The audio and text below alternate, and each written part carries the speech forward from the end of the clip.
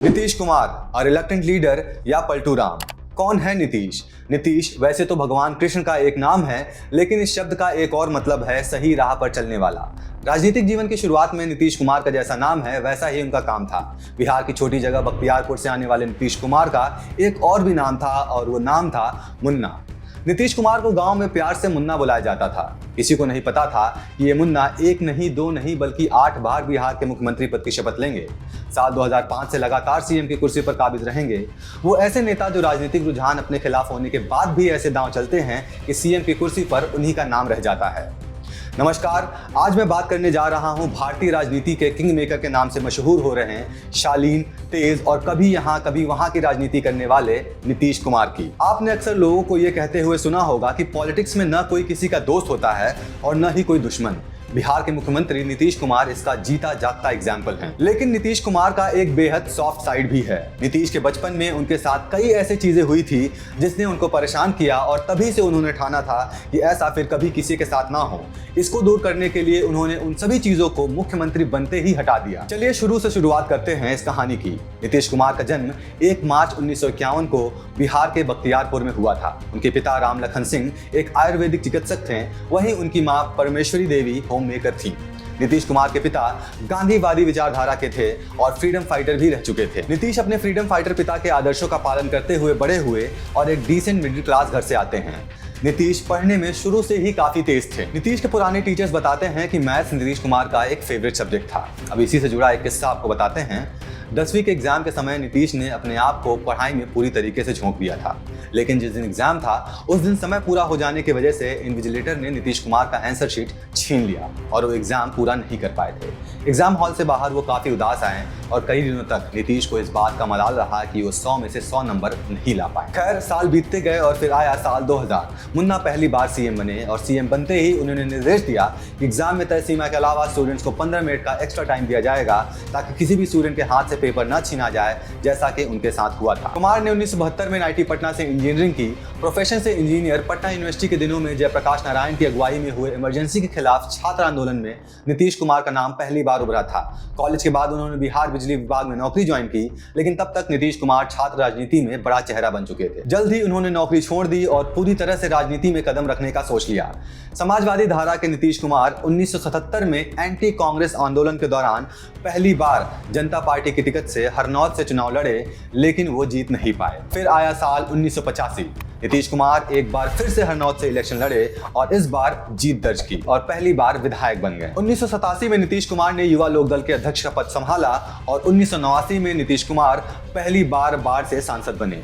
1991 में दोबारा नीतीश कुमार बाढ़ से सांसद चुने गए। नीतीश कुमार इसके बाद 1996 और 1998 में भी सांसद बने। अटल बिहारी वाजपेयी की सरकार में 1998 में नीतीश को केंद्रीय रेल मंत्री भी बनाया गया। 1999 में नीतीश कुमार 5वीं बार सांसद चुने गए थे। इस बार उन्हें केंद्र सरकार में कृषि मंत्री बनाया गया। 1987 में नीतीश कुमार ने युवा लोक दल के अध्यक्ष का पद संभाला और 1989 में नीतीश कुमार पहली बार बाढ़ के सांसद बने। 1991 में दोबारा नीतीश कुमार बाढ़ के सांसद चुने गए। नीतीश कुमार इसके बाद 1996 और 98 में भी सांसद बने। अटल बिहारी वाजपेयी की सरकार में 1998 में नीतीश को केंद्रीय रेल मंत्री भी बनाया गया। वहीं 1999 में नीतीश कुमार 5वीं बार सांसद चुने गए थे। इस बार उन्हें केंद्र सरकार में कृषि मंत्री बनाया गया। साल 2004 में वो छठी और आखिरी बार सांसद बने और फिर शुरू हुआ सिलसिला उनके सीएम बनने का। कभी इस पार्टी के समर्थन से तो कभी उस पार्टी के समर्थन से।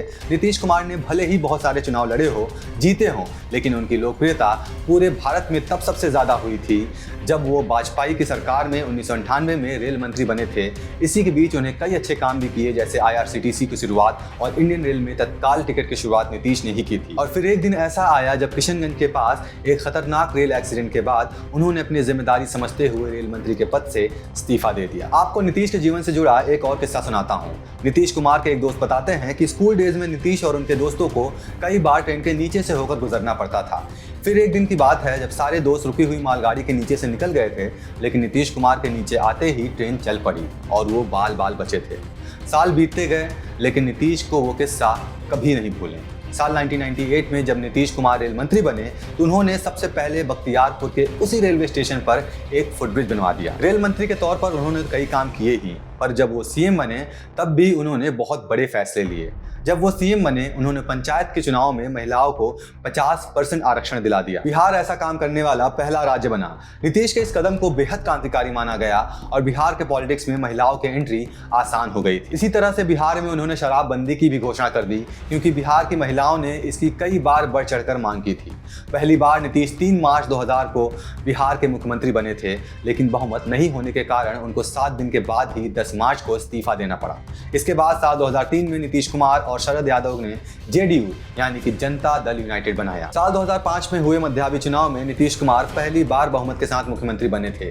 हालांकि मुख्यमंत्री के तौर पर यह उनका दूसरी बार शपथ था, लेकिन नीतीश कुमार के नेतृत्व में एनडीए को साल 2010 के विधानसभा चुनाव में बड़ी जीत मिली। 243 सदस्यों की विधानसभा में एनडीए गठबंधन को 206 सीटों पर जीत मिली थी, वहीं जेडीयू को अकेले 115 सीटों पर सफलता मिली थी। इसके बाद बीजेपी द्वारा नरेंद्र मोदी को पीएम पद का उम्मीदवार बनाए जाने से नाराज होकर नीतीश कुमार ने अपनी पार्टी को एनडीए से अलग कर लिया। साल 2014 की लोकसभा चुनाव में हार के बाद नीतीश कुमार ने सीएम पद छोड़ दिया था, लेकिन बाद में जीतन राम मांझी के साथ विवाद के कारण उन्होंने 2015 में एक बार फिर से कमान को अपने हाथ में संभाला। साल 2015 के विधानसभा चुनाव में नीतीश कुमार के नेतृत्व में राजद, कांग्रेस और जेडीयू के गठबंधन को एक बड़ी जीत मिली थी, जिसके बाद नीतीश कुमार ने 5वीं बार सीएम पद की शपथ ली। वहीं लालू परिवार पर लगे भ्रष्टाचार के आरोपों के बाद नीतीश कुमार ने पद से इस्तीफा भी दे दिया था और तुरंत बीजेपी के समर्थन से 6ठी बार सीएम पद की शपथ ली। साल 2020 के विधानसभा चुनाव में नीतीश कुमार की पार्टी को महज 43 सीटों पर जीत मिली, लेकिन बीजेपी गठबंधन को इस चुनाव में भी बहुमत का आंकड़ा प्राप्त हो गया। बीजेपी ने नीतीश कुमार में आस्था जताते हुए नीतीश कुमार को सीएम बनाया और नीतीश कुमार ने 7वीं बार सीएम पद की शपथ ली। बीजेपी पर जेडीयू को तोड़ने का प्रयास करने का आरोप लगाते हुए नीतीश कुमार ने एनडीए से अपना नाता तोड़ लिया और उन्होंने मुख्यमंत्री पद से त्यागपत्र भी दे दिया। और फिर क्या था, एनडीए से अलग होने के बाद एक बार फिर से राजद, कांग्रेस और वाम दलों के सहयोग से नीतीश कुमार 8वीं बार बिहार के सीएम बन गए। कभी लालू प्रसाद यादव को दुश्मन नंबर 1 समझने वाले नीतीश कुमार लालू प्रसाद यादव के विरोधी प्रधानमंत्री नरेंद्र मोदी के दोस्त बन गए। फिर नीतीश कुमार ने मोदी से दोस्ती तोड़कर लालू प्रसाद यादव का साथ थाम लिया। फिर क्या, लालू को छोड़ा तो मोदी के पास चले गए और फिर मोदी को छोड़ा तो वापस लालू प्रसाद यादव के पास चले गए। यानी लिबास की तरह नीतीश कुमार अपने दोस्त और विरोधी बदलते रहे। इतने सालों में नीतीश को लेकर लोगों के विचार भी बदलते रहे हैं। वो नीतीश जो कर्मठ दूरदर्शी नेता के रूप में जाने जाते थे, जो करप्शन फ्री बिहार बनाने का सपना देखते थे और दिखाते थे, वो ही नीतीश कुमार अब उन लोगों का खुलकर समर्थन करने लगे थे जिनके खिलाफ न सिर्फ उन्होंने एक जमाने में मोर्चा खोला था, बल्कि जिनके खिलाफ करप्शन के दर्जनों केस भी हैं। कुछ लोगों ने नीतीश कुमार के इस रवैये के बाद उन्हें अविश्वासी और काफी खतरनाक बताया। नीतीश कुमार पर अब मनमानी करने और मीडिया पर प्रेशर बनाने के आरोप लगते रहते हैं, लेकिन इन आरोपों को नीतीश सिरे से नकार देते हैं। लेकिन इस बार नीतीश कुमार इन सब की परवाह किए बिना एक बड़े मिशन पर निकल पड़े थे। इस बार उनका मिशन था केंद्र की सत्ता में अजय मोदी सरकार को उखाड़ फेंकना। नीतीश इस काम के लिए देश भर के विपक्षी नेताओं को एकजुट करने का काम किया और इंडिया अलायंस बनाई। लेकिन एक बार फिर से अपनी ही बनाई अलायंस को गच्चा देकर मात्र कुछ ही महीने पहले एनडीए ज्वाइन कर लिया और न सिर्फ वापस आए बल्कि 12 सीटों के साथ एनडीए में इंपॉर्टेंट पार्टनर भी बन गए। एक ऐसा इलेक्शन जहां पहली बार मोदी फैक्टर को बहुमत न मिला हो और उस समय नीतीश का मोदी को अपना सपोर्ट देना बहुत ही इंपॉर्टेंट फैक्टर होने वाला है। अब बस देखने वाली बात यह होगी कि आखिर नीतीश किसके होंगे। क्या वो पूरे 5 साल मोदी के ही रहेंगे या नहीं रहेंगे, क्योंकि नीतीश तो सबके हैं, पर किस वक्त वो किसके होंगे इसका जवाब शायद खुद नीतीश भी नहीं दे सकते हैं।